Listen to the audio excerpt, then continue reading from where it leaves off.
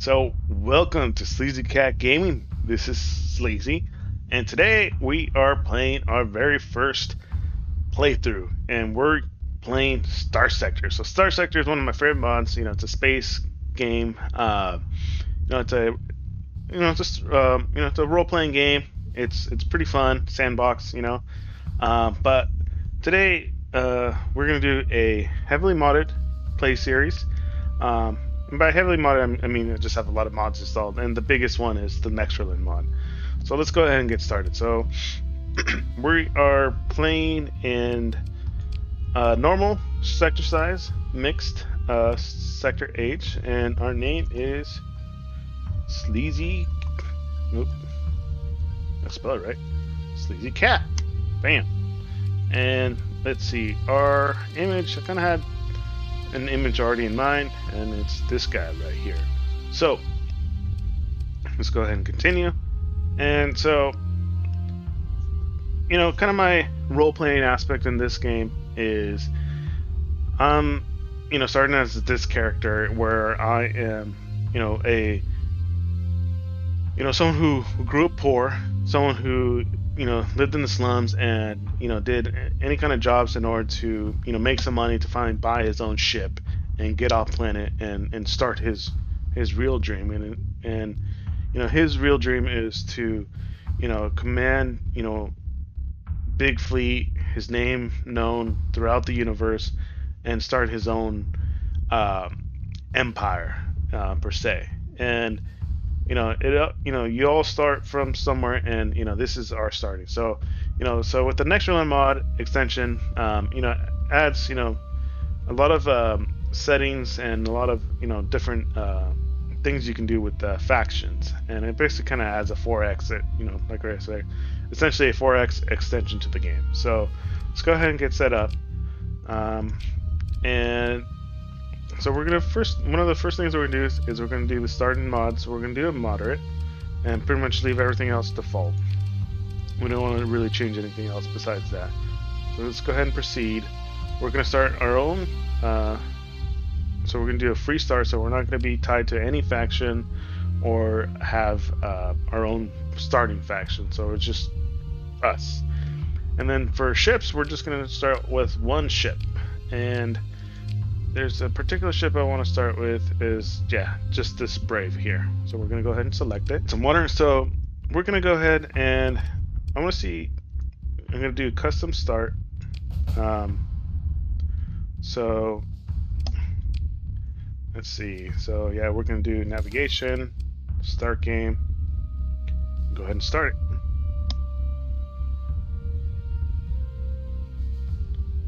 So actually I've never done the custom start, so this is new to me. So we're gonna be level 1, right? Let's see where we start. So let's go ahead and pause it real quick, and let's check where we are at. Okay, so we're down here in Samara star system. It looks like it's a hegemony star system. All right, so let's go ahead and turn all this stuff on. Basically what you see here is, it gives you all the names of the stars, and exploration. If the box isn't checked, it means that you haven't fully explored the system, and if there's a question mark, is you've explored some but not fully. And then this orange circles here pretty much tells you your fuel range. So within this first circle here is where you can go there and back. This outer orange circle here tells you how far you can go, right? And then you have your names of all your constellations, and so on. Some people like to turn on the nebula, but I personally don't like the look of it, so I like to keep the starscape. All right. And then let's go ahead and show you all the factions real quick, and then I'll show you all the mods that we have. So I'll just quickly list all the factions here. So we have the Brighton Federation, Cabal, Dassault Macaon, Diablo Avionics, Draco, Exalted, Fang, HMI, Hegemony, Imperium, Junkyard Dogs, Cador, Legio, Ludic, Ludic Path, Mayasura, Persian League, Representation Society, Syndian Diktat. We have Spindle, we have Tritechnion, Vic, Independence, and Pirates. So yeah, so these are all the factions I have installed here. Most of them here are mods. The only vanilla factions that we have here are Hegemony, Ludic Church, Ludic Path, Persian, Syndian Diktat, Tritechnion, Independence, and Pirates. So all the rest are all mods. And so let's go ahead and show you the mods here. So if you press V, it brings up your mod list. So you can see here, if I scroll all the way up, so we have 34 mods here. So these are all the mods that I have them listed that are, up to date, or are supported through the update auto checker. And you can see here some of them aren't, so I like manually check them. But this is going to be a playthrough. We don't want to update any of the mods because they can break the save file or cause other issues. So these are what I have right now, and I probably won't update them unless something goes wrong. So I'm hoping everything plays well. I have played other series with about with the same amount of mods, and typically everything is fine.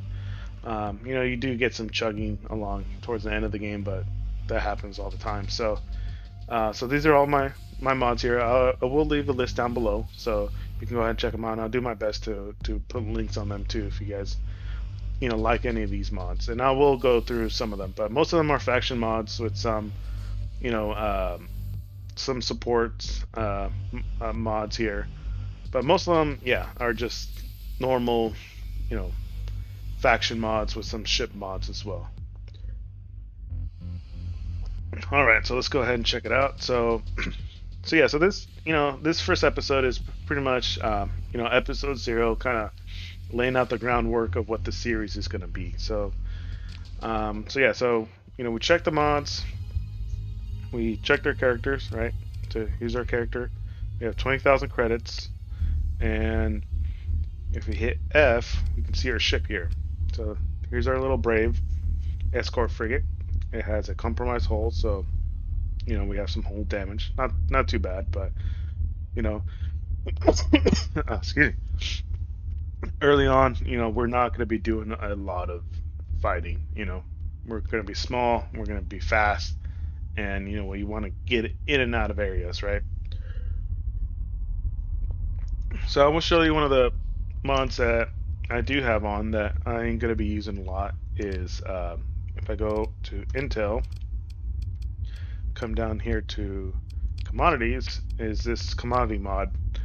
Essentially what it does is it lists all the plants here, as you can see, that are available, and it tells you per trade item here what they're selling for and what they're buying for.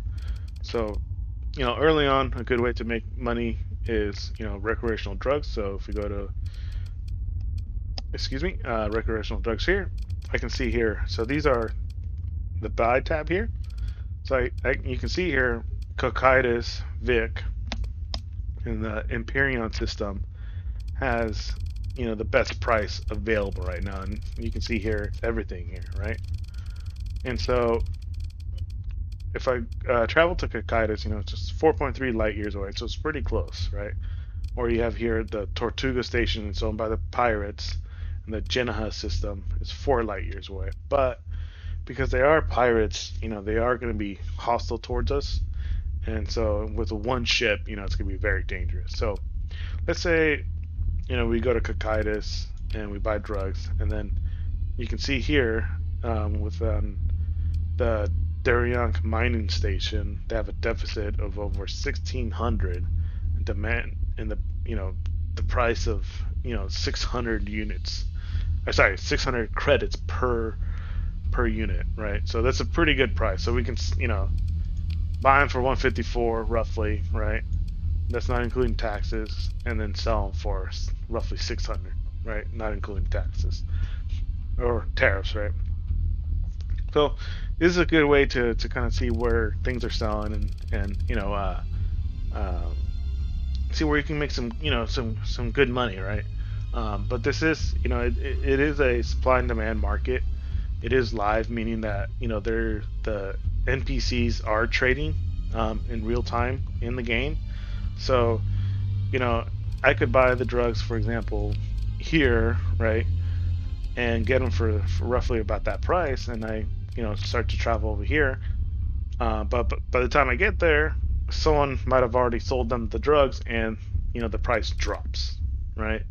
Right, because if the higher the demand and the higher the deficit, the higher the price, right? Versus the higher availability and the price goes down, right? So so it does have some cause and effect, right? So nothing's guaranteed in Star Sector. You could have you know flown to one sector to buy X good for X price, but by the time you get there, it's already been sold, the excess, and then you have to keep traveling to new places. So sometimes you get lucky, but other times you kind of you got there a little too late. So yeah, so but we'll be doing all kinds of missions. But early on, I do like to buy drugs or heavy armaments to kind of get some initial capital, because it does take money to buy ships. If we can go here to Orthoros and check out prices for ships, they're kind of expensive, especially in the open market, right? And just to buy a kite that's has 3 demons on it, that's 6,000 credits, and in the black market, if you're to buy that same kite, but this one has 5 demons, you know it's about 1,000 less, right? So typically in the black market you can buy things cheaper, but um, it does create suspicion level, which can lower your rep, right? And then with I have a dynamic tariff mod on, so if, for example, I want to buy these mortars here, see, I pay 3,277, but then there's this tariff, which is 13%, right? So the higher your rep is with any given faction, the lower this tariff will be, and also the worse you're off with any given faction, your tariff will be higher. Now, that only applies if you're buying within the open market, right? If you're buying in the black market, so let's say I want to buy this plasma cannon here, there is no tariff, right? No tariffs. But it increases your suspicion level, right? Which decreases your rep, which will increase your tariffs with any given faction. And I mean, early on, we'll be doing a lot of training on both. One of the reasons you like to trade in the open market is because you have more resources available. So, for example, like, so there's here 275 domestic goods versus only 100 in the black market, right? Or 53 drugs, but I think you can't buy in the open market drugs in Independence. So yeah, so one of the things you'll also find out is, so if I go down to Independence, right, illegal commodities, right? So you can't sell these in the open market, meaning you have to sell it in the black market.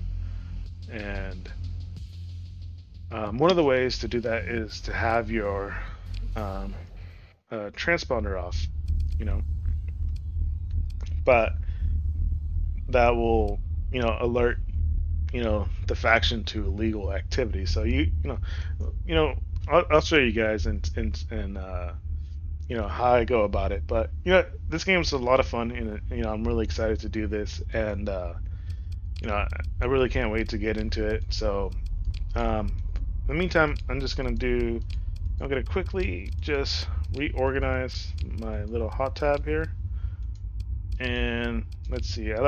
So the way I like to set it up is I like to do sustain burn as 1, scavenge as 2, and oh no, active sonar burst as 2, scavenge as 3, and then going dark as 4, and then emergency burn as 5, and then from here I like to do the transponder on as 0, and then I like to do captives as 9, and then also here transverse jump. And I think, yeah, those are all the ones I like to use early on. Oh yeah, distress speaking is 8. Yeah.